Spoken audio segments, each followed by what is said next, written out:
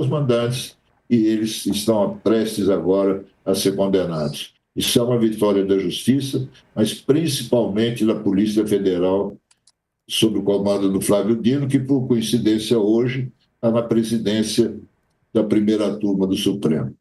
Tá certo. Pessoal, aproveitar que a gente está falando do Rio de Janeiro, é claro, seguimos de olho no julgamento do caso Marielle Anderson, a gente pode atualizar ainda nessa edição. Acaba de chegar uma informação da assessoria de comunicação do senador Flávio Bolsonaro, pré-candidato à presidência da República pelo PL. A chapa do Rio de Janeiro está montada, segundo a comunicação do Flávio. Ela vai ser formada pelo Flávio Bolsonaro, é claro, como candidato ou pré-candidato nesse momento à presidência. O governador pré-candidato Douglas Ruas, com o Rogério Lisboa na chapa. E ao Senado, Cláudio Castro e Márcio Canella. O Canella é prefeito de Belford Roxo. Tá feita a chapa, Dani, tinha toda uma confusão aí, uma confusão não, né? Mas uma disputa interna mesmo, o Cláudio Castro e a família Bolsonaro, em especial o Flávio, né? Disputando vagas aí no Rio. Na verdade, aqui é o seguinte, né? O Rio de Janeiro vai ter uma eleição para governador tampão, tá? Porque o Cláudio Castro, se vai de fato concorrer a senador, como está aqui anunciado pela assessoria de comunicação do Flávio Bolsonaro, vai precisar deixar o cargo. A vice tá vaga, então você vai precisar ter uma eleição tampão ali. O Douglas, muito provavelmente, já vai concorrer aí para essa eleição tampão. Quem é Douglas Ruas, né? Ele é secretário das cidades do governo do Rio de Janeiro, portanto já está ali no governo Cláudio Castro. Ele era o único cotado para concorrer a essa eleição de governador tampão? Não. O secretário da Casa Civil também corria por fora, o nome dele é Nicola Michione, tá? O Douglas, por sua vez, foi galgando espaços, inclusive trabalhando junto ao Flávio Bolsonaro e numa aliança mais ampla, porque Rogério Lisboa é filiado ao Progressistas, tá? Então, mantém aí no Rio de Janeiro uma aliança PL-PP que a gente não está vendo se replicar ainda no campo federal. O Progressistas, que está afiliado com a União Brasil, está empurrando para junho, eu contei isso numa coluna lá atrás, a decisão sobre quem vai apoiar ou se vai apoiar alguém na disputa presidencial. O que a gente tem aqui é uma sinalização, portanto, de que, acomodando o Cláudio Castro, Douglas vai para a eleição tampão também, já para poder entrar na disputa pelo governo do Rio de Janeiro com algum tipo de saldo, digamos assim, de conhecimento. Eu tenho um pouco de bastidor porque o Douglas andou consultando especialistas para medir um pouco a aceitação ao nome dele no Rio de Janeiro e adivinha, né, Sarza, o que está acontecendo nas pesquisas é que quando o Douglas, que é o secretário das cidades, é apresentado como policial civil, o nome dele tem uma maior entrada no eleitor fluminense. Então podemos esperar uma campanha baseada na ideia aí da segurança pública no Rio de Janeiro, o que, por óbvio, conversa com o que a gente está falando aqui a respeito do caso Marielle. A segurança pública do Rio vive um momento de absoluto... Não é um momento, né? Tem um histórico de absoluto contágio entre política, polícia e crime organizado, né? As milícias agora também são narcomilícias, elas empreendem tanto no campo das drogas como no campo imobiliário, como eu disse. Metade do território do Rio de Janeiro praticamente está fora do controle das organizações públicas do Estado, portanto, a segurança é, de fato, um grande desafio, mas apartar ali o que está dentro e o que não está dentro desse esquema intrincado, né, de política, polícia e milícia e tráfico e crime organizado, que é o desafio do eleitor. Lembrando que antes o favorito para ficar aí com essa vaga era o presidente da Alerj, com essa vaga de governador tampão, né, que o Douglas agora vai certamente disputar para poder chegar com gás na eleição.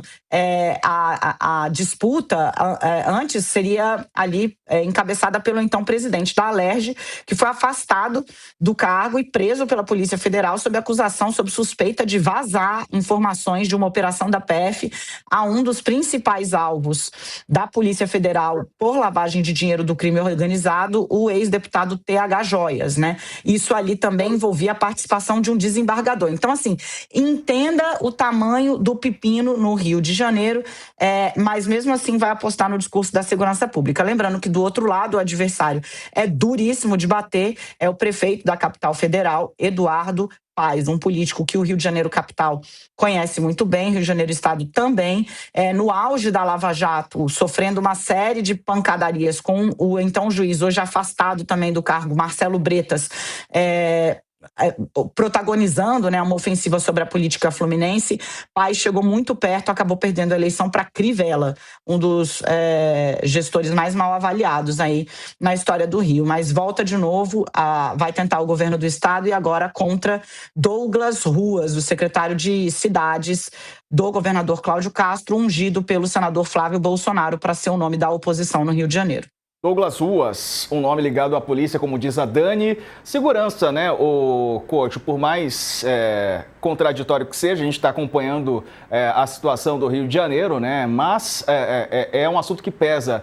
E eu quero te ouvir também sobre o que você pensa, como será a eleição no Rio de Janeiro. Eduardo Paes, franco favorito, mas nunca se sabe, né? O Witzel, na última eleição, corria por fora e, do nada, abocanhou de forma surpreendente.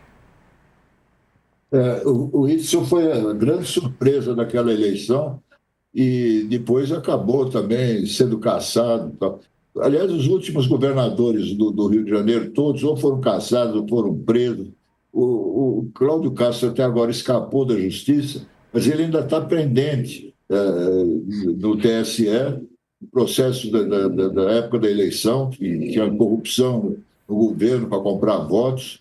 E está para sair agora o julgamento, né? Tinham pedido vistas e tal. Então pode ser que essa chapa não se complete com o Cláudio Castro, dependendo do que for decidido pelo TSE.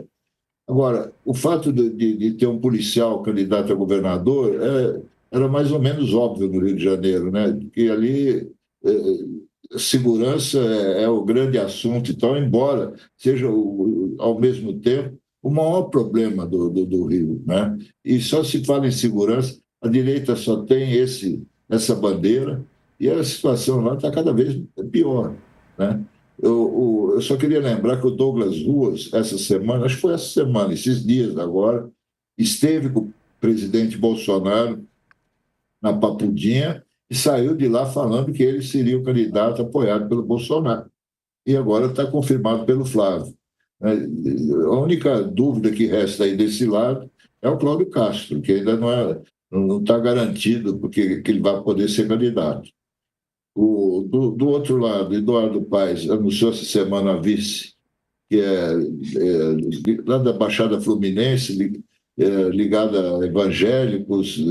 Ele está buscando ampliar, porque ele é muito forte na capital do Rio de Janeiro, mas sempre perde a eleição no interior do estado do Rio. Né? Dessa vez, ele está fazendo essa aproximação com os evangélicos, o que sofre muitas críticas também, inclusive de aliados dele, né?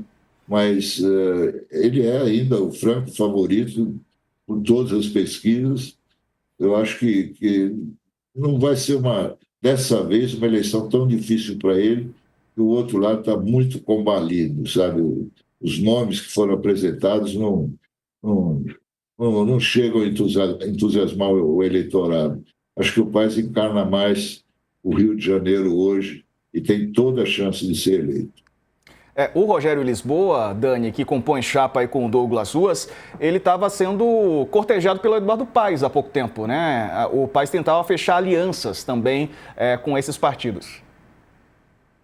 Sim, é trazer o Centrão, né? Trazer o Centrão para perto, inclusive para ter governabilidade, né? Mas nisso a força de atração, a força gravitacional de estar no governo, de estar sentado na máquina, falou mais forte, né? A grande questão aí, como o Couto disse, é ver, Cláudio Castro vai ter condições mesmo de ser candidato ao Senado, está pendurado aí por um julgamento que envolve um caso muito bem noticiado pelo UOL, o caso da CEPERJ, né? O uso de estrutura pública, na verdade, para pagar cabos eleitorais de Cláudio Castro na eleição. Uma máquina de dinheiro, gente que foi contratada e que não trabalhava na CEPERJ, na verdade, ia pedir votos, segundo a acusação, para o hoje governador do Rio de Janeiro. É preciso entender, então, como isso vai ser visto pela Justiça Eleitoral. O Tribunal Superior Eleitoral vai analisar o caso. Lembrando que a partir do meio do ano, né, ou seja, na virada, nas eleições mesmo, o TSE vai ser presidido por Nunes Marques, vai ter também o ministro André Mendonça lá e fecha a trinca do Supremo, que tem assento, né, sempre tem no TSE, Tribunal Superior Eleitoral, 3 integrantes do Supremo Tribunal Federal, o ministro Dias Toffoli. Então vai mudar a composição do que a gente tem hoje lá com a ministra Carmen Lúcia à frente da corte. A ver a velocidade em que isso vai andar e também como vai sair o governador Cláudio Castro desse julgamento. É um caso absolutamente bem documentado, mesmo na Justiça do Rio de Janeiro, onde tem, por óbvio, né, mais influência o Poder Executivo local, a coisa foi muito apertada para o governador, então no TSE também o debate promete ser acalorado. Sarza. Então, para a gente ir se familiarizando com os nomes, o PL define a chapa no Rio de Janeiro, composta com Douglas Ruas, concorrendo ao governo do estado, secretário estadual de cidades. Ele vai ser o candidato ao governo do estado, vai enfrentar o atual prefeito do Rio de Janeiro, Eduardo Paes. O candidato a vice, pelo menos até aqui, o pré-candidato, né, Rogério Lisboa. Ele ex-prefeito de Nova Iguaçu. É uma aliança com a Federação do Progressistas com União Brasil, né, formando aliança com o PL no Rio de Janeiro. E o governador Cláudio Castro, do PL, vai ser candidato ao Senado, se assim a Justiça Eleitoral permitir, e ele vai formar dupla, né, com o prefeito de Belford Roxo, Márcio Canella. Os dois concorrem ao Senado. Essa é a chapa do bolsonarismo, né, do PL, com apoio do PL para o Rio de Janeiro. Couto. Não chega a ser uma chapa. O Rio de Janeiro, nos últimos anos, é difícil encontrar alguém que você possa confiar ali, algum político que tenha realmente liderança na sociedade, né? Virou uma coisa, essa aliança, essa mistura de polícia com milícia, essa barbaridade que nós vimos ano passado, 120 mortos no massacre, numa operação policial, que salvou um pouco o Cláudio Castro, que estava bem fraco, a popularidade dele, isso serviu para dar uma força para ele, mas eu fico triste de ver, não é só no Rio, não, sabe? A falta de novos nomes e novas lideranças que possam dar esperança para o eleitor, né? Porque toda eleição é uma renovação de esperança. E por esses nomes que você anunciou aí agora, não muda nada, vai trocar 6 por meia dúzia, tudo a mesma turma, não há uma liderança. A única liderança nova no Rio de Janeiro é o Eduardo Paes ainda, apesar de já ter sido candidato tantas vezes, ter perdido a eleição, mas eu acho que a única chance do Rio de Janeiro ter pelo menos um governador mais civilizado, né, mais contemporâneo. O Rio de Janeiro tem uma política velha que já deu o que tinha que dar, está com prazo de validade vencido. É o mesmo pessoal, desde o tempo do Chagas Freitas até agora em torno do bolsonarismo, que é uma pena, né? Um estado como o Rio de Janeiro, importância política que já teve no Brasil, hoje está nas mãos desse pessoal. É isso. Vamos agora falar da política de São Paulo, então, porque o influenciador e empresário Pablo Marçal não poderá sair de São Paulo sem autorização judicial. Vai ter que comparecer em juízo a cada 3 meses para informar e justificar as atividades que ele está fazendo e está proibido de frequentar locais específicos, bares, boates e casas de prostituição, por 2 anos a partir do dia 13 de março. As informações estão na coluna do Leonardo Sakamoto aqui no UOL. E as restrições foram impostas pela Justiça Eleitoral de São Paulo como parte de um acordo que suspendeu a ação penal eleitoral movida contra o Marçal por divulgar, há 2 dias do primeiro turno da eleição de 2024, um falso laudo médico apontando que Guilherme Boulos, do PSOL, teve surto psicótico naquela época, né? Grave após usar cocaína. Denúncia falsa feita pelo Pablo Marçal. A decisão ainda estabeleceu o pagamento no valor mínimo de R$5 mil por cada acusado para uma ONG que acolhe dependentes químicos. A juíza advertiu que o descumprimento de qualquer uma das condições ou a instauração de novo processo por outro crime ou contravenção poderá resultar na revogação do benefício. Com isso, a ação penal voltaria a correr, sob o risco de condenação. Dani, Marçal proibido então de bares, boates, casas de prostituição até, enfim. A decisão da Justiça Eleitoral, né, é relacionada àquela mentira, né, que ele propagou e chegou a divulgar um laudo falso. Então, assim, ali tem crime à beça, falsidade ideológica, inclusive, e foi uma das coisas mais bizarras que eu já vi em 20 anos de carreira, porque o então candidato, né, no segundo turno, na véspera da eleição, foi na véspera, Sarza, não sei se você lembra, a eleição era no dia seguinte. É verdade. Né, usa a rede social, onde ele tem milhões de seguidores, para publicar um laudo falso, atribuindo o uso de drogas e internação por surto psicótico ao adversário dele. Por que eu digo que foi uma das coisas mais bizarras? Eu estava trabalhando, na época eu ainda estava na Globo News, ia ter Central Globo News, ou seja, um programa que começava à tarde, da noite, né, na época, e assim que às vésperas da gente entrar no estúdio, ele soltou a publicação desse laudo, né? Rapidamente eu fiz o básico, né? Eu peguei o nome do médico que assinava o laudo. O médico estava inativo. Depois descobriu-se que o médico usou-se o nome e o número de um médico que estava morto, salvo engano aqui, tá?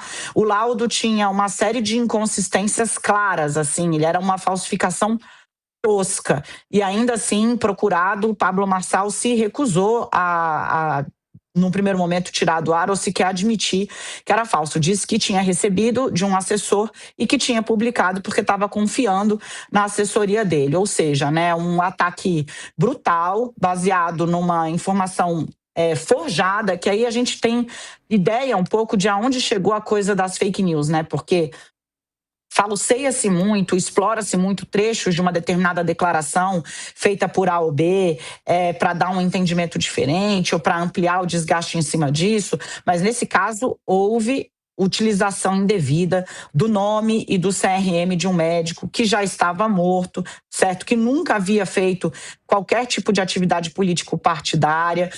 O laudo era grosseiramente forjado. Haveria ali também a investigação da clínica que assinava o laudo para que se entendesse como, se ela participou de alguma forma, cedendo sua logo, cedendo seus dados, né, para que fossem utilizados ali, e atribuindo uma conduta reprovável, né, para a maioria do eleitorado, ou seja, o então adversário, o caráter de um usuário quanto mais de drogas pesadas e tão quanto mais o uso que ele teria sido internado durante um surto psicótico no qual teria inclusive sido agressivo. Então você veja que é uma construção muito bruta, uma construção muito brutal utilizando documento falso, né? O Marçal desafiou todas as regras vigentes da Justiça Eleitoral ao longo da campanha.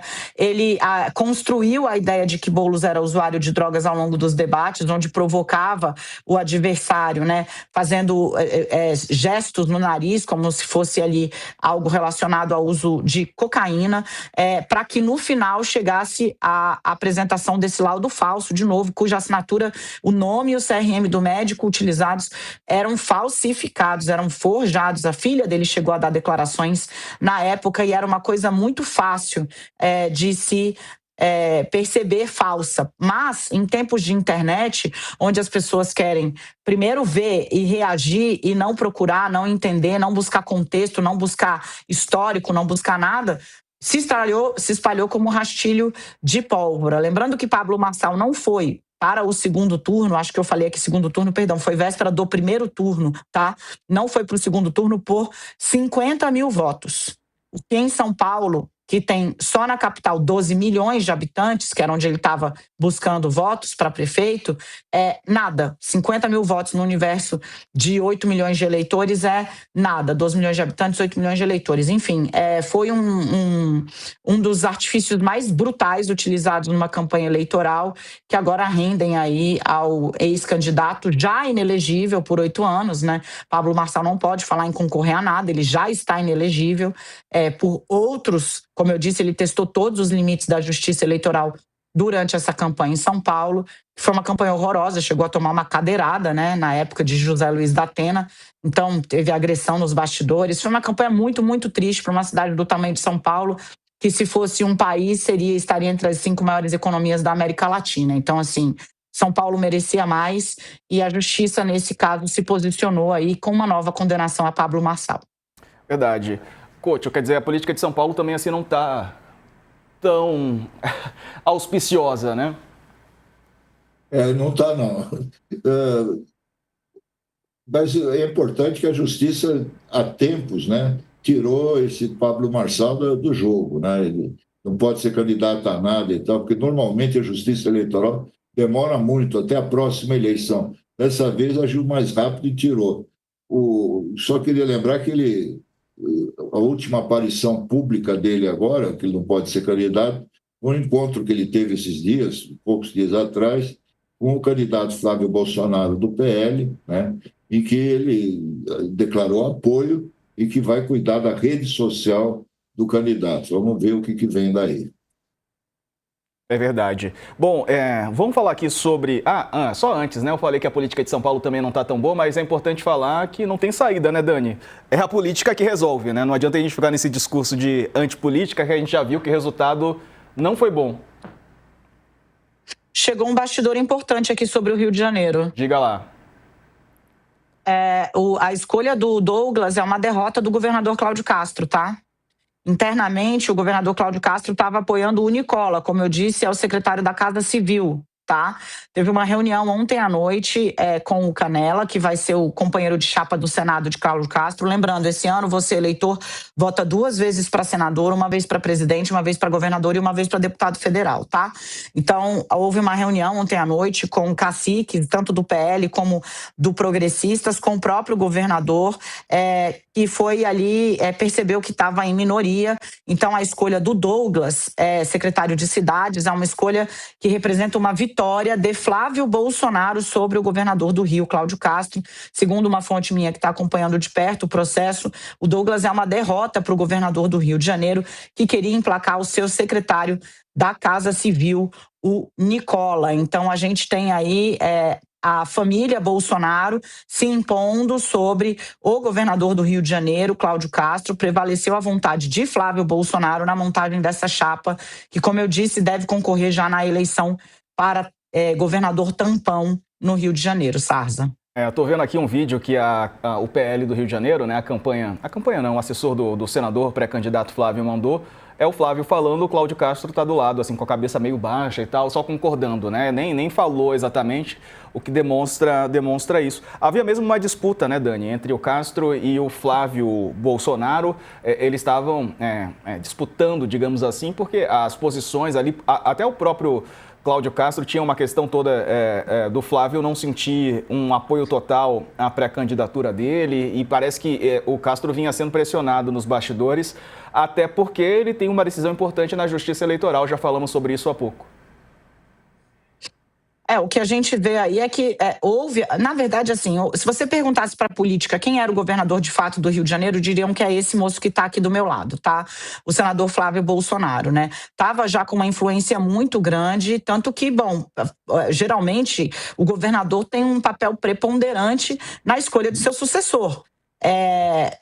Por quê? Porque é ele quem está no cargo, é ele quem vai construir, o cara é secretário dele, mas não foi o que aconteceu aqui, né? Os dois vinham numa disputa já há bastante tempo, desconfiança cercando de parte a parte, né? Tanto Flávio Bolsonaro quanto Cláudio Castro, mas Castro paga o preço por ser um governador ali que não conseguiu, tirando a matança de quase 140 pessoas entre os complexos da Penha e do Alemão, durante uma operação que depois se provou midiática, eu diria até, porque a aí, semanas depois, né, a gente até falava aqui, olha, a Polícia Federal vai dar uma resposta e vai dar uma resposta rápida. A PF depois vai lá e chega na cabeça da Alerj, né? Onde é que estava ali o contato do crime organizado com a política, com a milícia? Onde é que estava? Segundo a PF, na cabeça da Alerj, a Assembleia Legislativa do Rio de Janeiro. Então, matou ali 120 bagrinhos, morreram 5 policiais, até onde, se não me falha a memória, homens valorosos que subiram para uma operação brutal que largou 70 corpos no meio do mato, né? Apresentaram primeiro 70 corpos, depois apareceram mais 70. Então, assim, essa era a grande marca, paga o preço, né? Ficou fraco. E Flávio Bolsonaro é a grande liderança da direita no Rio de Janeiro, fez valer o seu peso, fez o candidato, perde o nome de Cláudio Castro, Douglas já estava trabalhando, o PL já estava, inclusive, com uma estratégia, pesquisa, como eu falei aqui, né? Viu-se ali que apresentá-lo como policial civil fazia dele um nome muito mais bem recebido por uma população que está de saco cheio de ser violentado o tempo inteiro, seja pelo crime organizado, seja pela milícia, que tem vasos comunicantes com a polícia do Rio de Janeiro. Então, acabou prevalecendo ali a estratégia e a força, o peso de Flávio Bolsonaro, que, de novo, para uma parte expressiva da política, é o governador de fato do Rio de Janeiro. Verdade. É isso, né, Couto? Vamos agora falar, tem um entrevistado aqui nos aguardando para a gente falar do projeto Antifacção. Vamos aqui juntos para essa entrevista. É o seguinte, a bancada do PT emitiu uma nota hoje de manhã criticando o projeto do Guilherme Derrite, né, deputado, que foi secretário de Segurança Pública do estado de São Paulo. O PT criticou a atuação do deputado federal Guilherme Derrite, do Progressistas Paulista, como relator do PL Antifacção, no momento em que os deputados vão votar e analisar essa proposta. O texto original é de autoria do governo, foi encaminhado à Câmara em novembro do ano passado, depois dessa operação mencionada há pouco pela Dani, lá no Complexo do Alemão, no Rio de Janeiro, e na Penha também. Só que a decisão do presidente da Câmara, Hugo Mota, de escolher Derrite como relator, desagradou os governistas. Depois da votação, lá na Câmara, o Senado fez modificações na proposta, o relator foi o senador Alessandro Vieira, mas parece que os deputados querem voltar para a versão do Derrite. Vamos conversar agora com o deputado federal, o Pedro Campos, do PSB de Pernambuco, que está aqui conosco. Deputado, bem-vindo, boa tarde. Qual que o senhor acha que vai ser a decisão tomada pelos seus colegas? Vai prevalecer o projeto do Derrite ou aquele que veio do Senado? E qual que é a sua preferência? Boa tarde. A nossa expectativa é que seja retomado o texto do Senado, que seja garantido que o que foi colocado de melhoria pelo senador Alessandro Vieira não se perca aqui na discussão da Câmara. Eu lembro que nós tivemos uma discussão acalorada quando o projeto passou aqui na Câmara, exatamente porque um projeto que era para combater facções criminosas acabou indo no caminho de enfraquecer a Polícia Federal, que é algo que não faz o menor sentido. Então, o senador Alessandro Vieira, além de garantir a manutenção dos recursos do Fundo Nacional de Segurança Pública e da divisão conforme ela era feita anteriormente, que garante que esses recursos possam subir para a esfera federal e serem redistribuídos para os estados, também trouxe inovações e aprimoramento em relação à questão da contribuição CID e em relação aos jogos, que também abre espaço para que seja aumentado o financiamento da segurança pública e combatido o mercado de jogos ilegais. Tudo isso nós enxergamos como algo positivo que foi acrescentado no texto pelo Senado e esperamos que a Câmara dos Deputados mantenha esse texto que foi trazido pelo Senado, que inclusive, vale ressaltar, foi aprovado por unanimidade no Senado, enquanto que aqui na Câmara um texto tão importante como esse foi aprovado com uma divisão muito grande dos votos, principalmente em relação a esses pontos do enfraquecimento da Polícia Federal e também do instrumento do perdimento de bens, que é utilizado nas investigações para que o crime organizado perca esses recursos e esses recursos possam ser apreendidos durante o curso da investigação. Couto. Boa tarde, deputado. Obrigado pela entrevista. Estou vendo aí atrás de você duas grandes figuras da política brasileira, está bem acompanhado, Miguel Arraes e Eduardo Campos.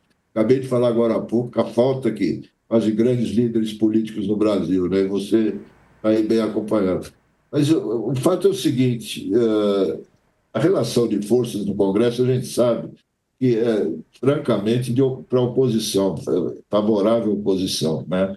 Alguma chance de os governistas, vocês do PSB, derrotarem essa emenda, aquele projeto do Derrite, que é uma aberração, que só tem um objetivo, que é enfraquecer a Polícia Federal, que é o que mais funciona no Brasil hoje, né? Qual é a chance real que existe de derrubar esse projeto do Derrite? As informações que nós temos é que tanto o Ministério da Justiça como também a Secretaria de Relações Institucionais, liderada pela ministra Gleisi, estão negociando com o presidente da Câmara e também com o relator Derrite para que seja construído um acordo para que você não volte para o texto da Câmara. Eu espero que dentro dessa construção também se